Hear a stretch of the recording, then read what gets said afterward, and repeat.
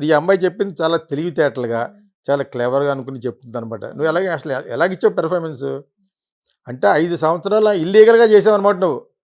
Okay. అసలు major కాకుండా హ్మ్. సినిమాలో కూడా హ్మ్. చైల్డ్ ఆర్టిస్ట్ కింద యాక్ట్ చేస్తున్నాను పేరెంట్స్ హ్మ్. ఒప్పుకుంటేనే నేను హ్మ్. ఒప్పుకోవాలి తెలుసా హ్మ్. మీకు? హ్మ్. లేదా నన్ను లోపల పెట్టొచ్చు. నేను హ్మ్. ఇంతమంది చిన్న పిల్లలతో చేశాను. హ్మ్.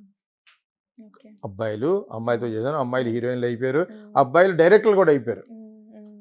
అందులో ఒకటే సూర్యకిరణ్. హ్మ్. ఒక అమ్మాయి ఒక యాక్ట్రెస్‌ని పెళ్లి చేసుకున్నాడు హ్మ్. కదా! హ్మ్. కళ్యాణి అనే అమ్మాయిని. హ్మ్. ఆడు నా సినిమాలో చైల్డ్ ఆర్టిస్ట్ హ్మ్. సంకీర్తనలో. హ్మ్. హ్మ్. అంచేత ఎందుకు చెప్తున్నానంటే చిల్డ్రన్‌తో చేసినప్పుడు there is an agreement. Okay. పేరెంట్స్‌తో. హ్మ్. హ్మ్.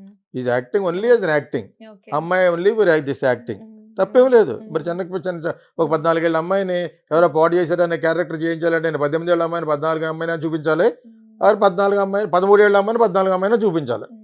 హ్మ్. అర్థమైందా? హ్మ్. అది వాళ్ళు యాక్సెప్ట్ చేయాలి. హ్మ్. పేరెంట్స్